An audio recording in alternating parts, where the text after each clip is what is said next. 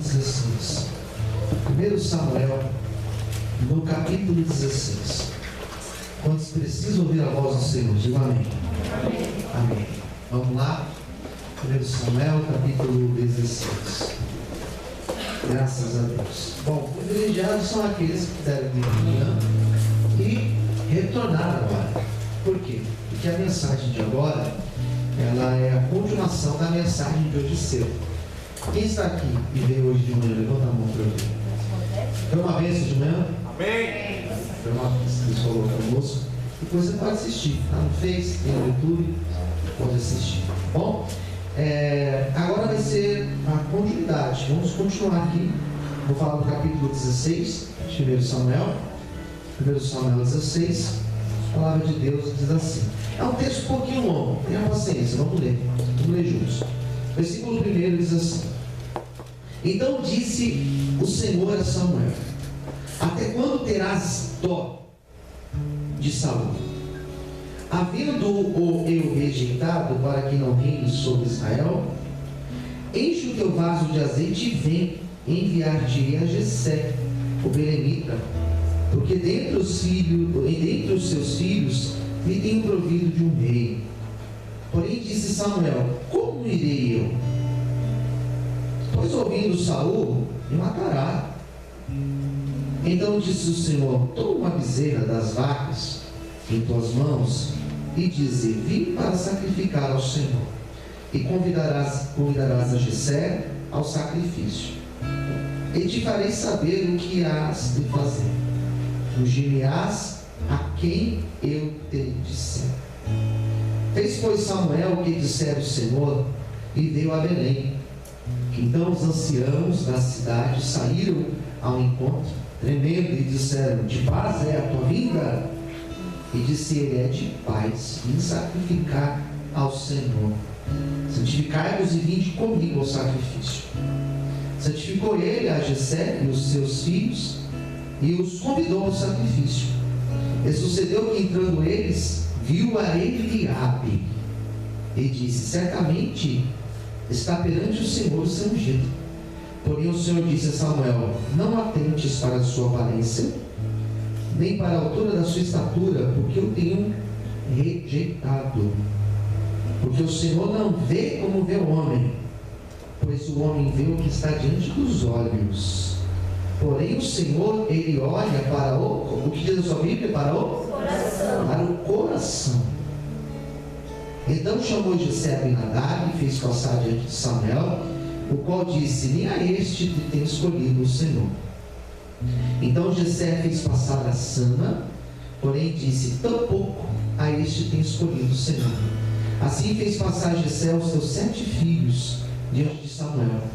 Porém Samuel disse a Jessé: o Senhor não tem escolhido estes. E disse mais Samuel a Jessé: acabaram-se os jovens. E disse: ainda falta o menor, e eis que apacenta as ovelhas. E disse, pois, Samuel a Jessé: envia, manda-o chamar, porquanto não nos assentaremos à roda da mesa até que ele venha aqui. Então mandou em busca dele, e o trouxe, e era ruivo, formoso de semblante, uma boa aparência. E disse o Senhor: levanta-te e unge, porque este é mesmo o escolhido. Então Samuel tomou o vaso de azeite e ungiu no meio dos seus irmãos. E desde aquele dia em diante o Espírito do Senhor se apoderou de Davi. Então Samuel se levantou e se tornou a amar. Amém. Vamos orar? Feche os olhos nesta noite. Senhor, fala conosco. Agora é o momento que nós vamos partilhar da tua palavra. Revela, Senhor, no nosso coração o teu querer, a tua vontade. Abençoe todos nós que estamos aqui. Abençoe quem me ouve agora, de qualquer parte, porque ouve pela internet. Quem assiste essa transmissão agora, cada amigo, cada amiga que acompanha, Senhor, a transmissão do culto, que também seja tocado por ti. Usa-me, Senhor, em nome de Jesus. Amém. Você pode aplaudir o Senhor essa noite? Glória a Deus.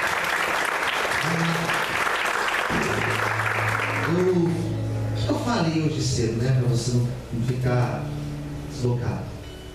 Hoje cedo eu falei de Saul. O que eu expliquei sobre Saul?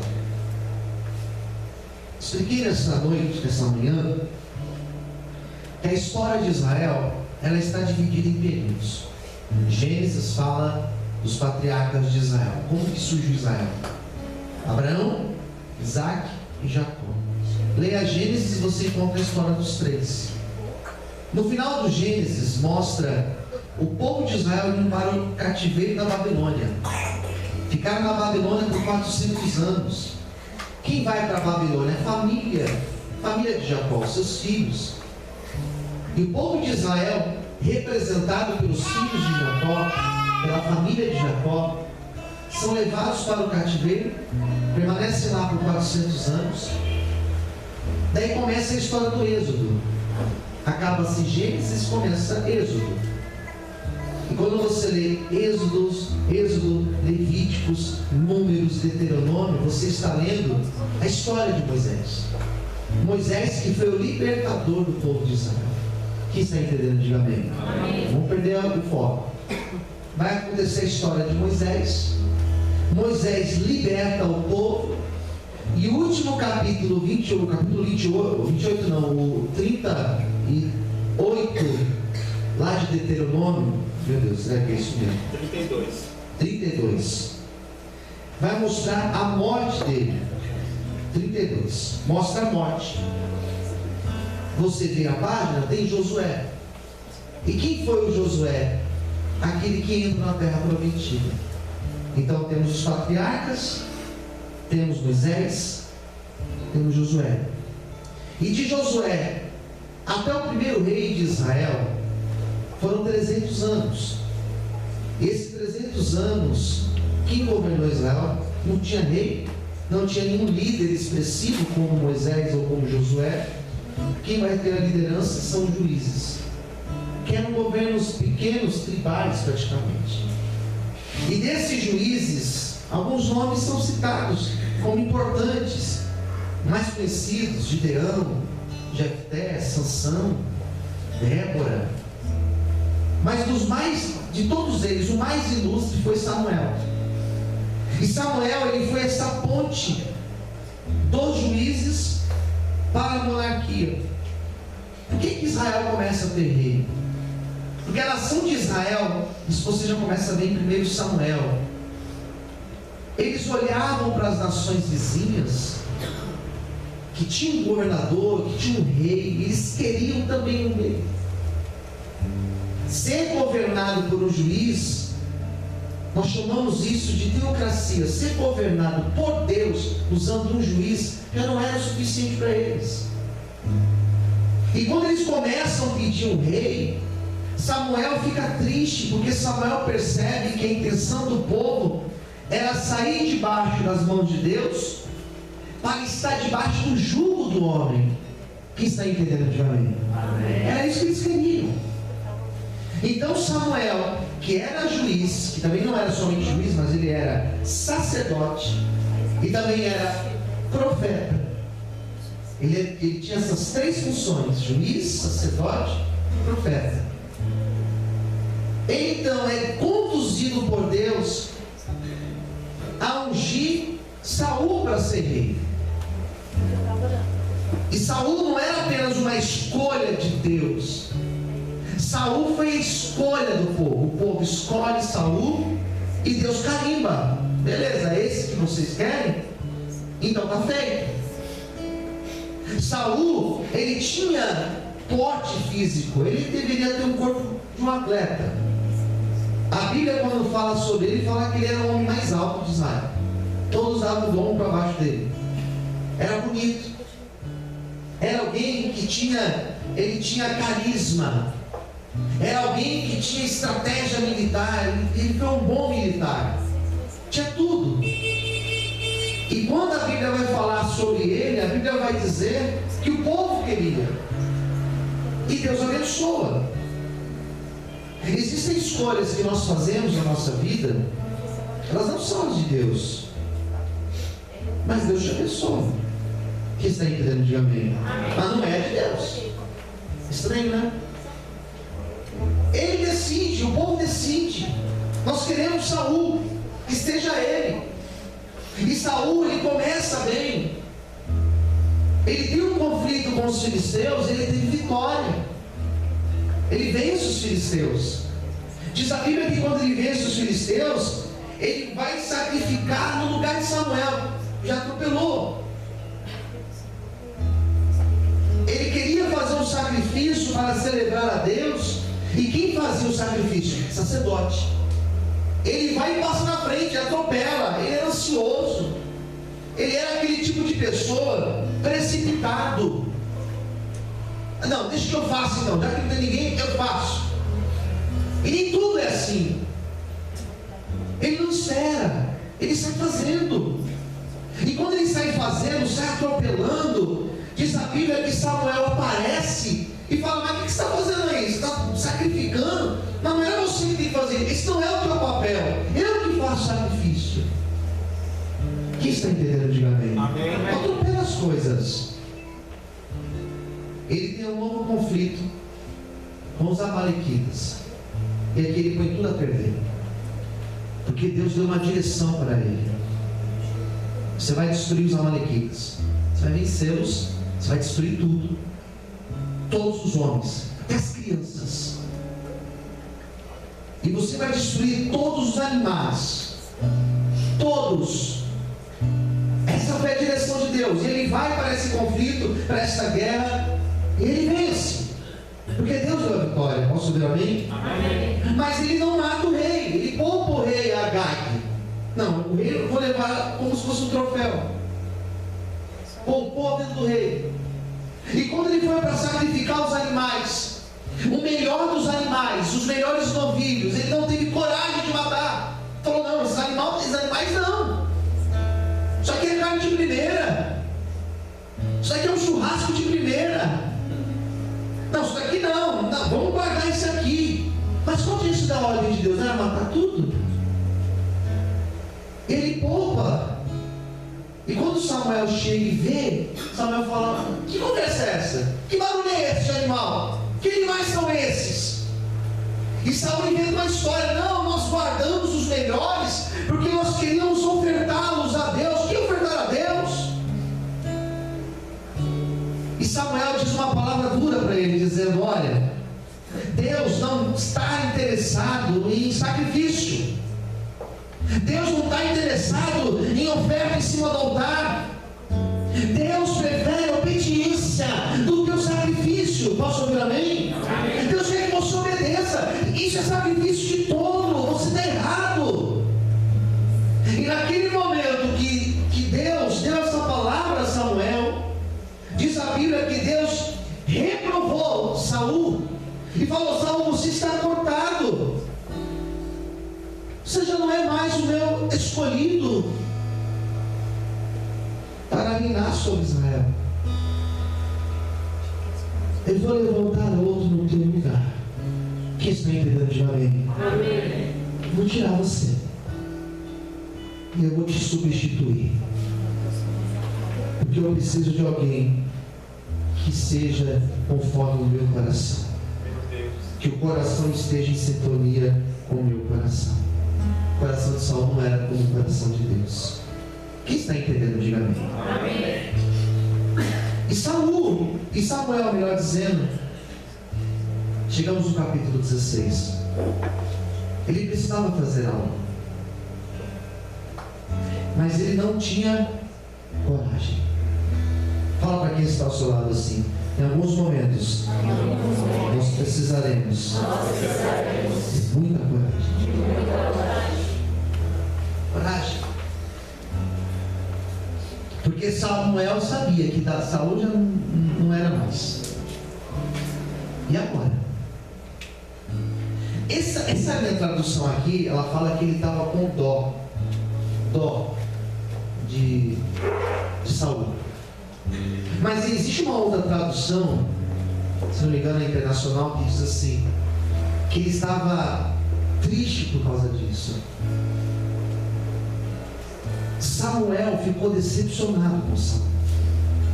Samuel, na verdade, ficou decepcionado com tudo que tinha acontecido. Eu começo a entender, na verdade, eu começo a conjecturar com o texto e começo a pensar: por que ficou abatido? me colocar no lugar de Samuel. Porque eu imagino que Samuel olhava para tudo aquilo e ele perguntava: mas onde que eu errei? Sabe aquele pai, aquela mãe, que o filho erra, depois de adulto principalmente, ele erra, e o pai fala: onde que eu errei para ele fazer isso? O filho vai para um caminho errado, a filha vai para um caminho errado, e o pai se pergunta: mas onde que eu errei? Onde que está o meu peso de responsabilidade nisso? Quem está entendendo? Diga amém. Samuel se perguntava: mas onde que eu errei? Será que quando eu ungi ele, será que foi uma direção de Deus mesmo? Será que foi de Deus mesmo ter ungido esse cara aí? Porque olha o que ele fez. Será que era realmente de Deus isso? Porque parecia tão perfeito. Ele parecia que era o cara mais ideal, tão ideal, todo mundo gosta dele. Onde que eu errei? E às vezes nós carregamos esse peso. Às vezes nós carregamos esse peso em nós. Porque nós confiamos em alguém. Porque nós fizemos uma aliança com alguém. E de repente não dá certo. Nós perguntamos: mas onde que eu errei? Às vezes não foi que nós erramos. Às vezes aconteceu. Qual que era a responsabilidade de Samuel nisso? Nenhuma. Não era a culpa dele. Quem tinha escolhido errado, quem tinha tomado as decisões erradas, não tinha sido Samuel, tinha sido Saul. Eu sei porque eu já ouvi isso, irmãos. Eu já ungi pessoas que depois me disseram: pastor, mas será que foi de Deus você ungir mesmo essa pessoa? Olha o que fez. Traiu você, traiu a igreja, fez isso, fez aquilo. A responsabilidade não é minha. Quem se perdeu foi a pessoa. Não tem culpa nisso. Quem está entendendo? Diga amém. A escolha foi a pessoa que fez. Isso acontece no casamento, isso acontece na nossa vida. E Samuel carregava esse peso, carregava essa situação dentro dele, até que Deus fala com ele dizendo: ei, por que está assim? Você não tem culpa de nada. A culpa não é tua, foi escolha dele. Não se culpe por isso, não carregue esse peso por isso. Você não tem responsabilidade nisso. Você fez o que eu mandei. Ele que não valorizou aquilo que ele recebeu. Ele que não foi leal à unção que eu derramei sobre ele. Ele que não valorizou o lugar de exaltação que eu coloquei ele. Por isso tira esse peso das suas costas, Samuel. Não é culpa sua, a culpa é dele. E às vezes na vida nós carregamos culpas justamente por isso. Onde que eu errei? Às vezes nós erramos, mas às vezes não foi culpa nossa, foi outra pessoa. Quem está entendendo? Diga amém. Então Deus tira esse peso de Samuel. Deus tira o peso dele, dizendo: Samuel, não se preocupe, fui eu que direcionei, por isso fique em paz. Eu estou no controle de todas as coisas. Amém? Deixa eu falar uma coisa de Deus para você nessa noite. Se você tem carregado algum tipo de peso na tua vida, algum tipo de acusação, alguma bagagem que não é tua, em nome de Jesus, joga de lado, irmão. Deixa o Senhor te aliviar nessa noite. Amém? Deixa Deus te conduzir nessa noite. Deixa o Espírito Santo te aliviar. Você pode aplaudir e exaltar o Senhor por isso. Aleluia.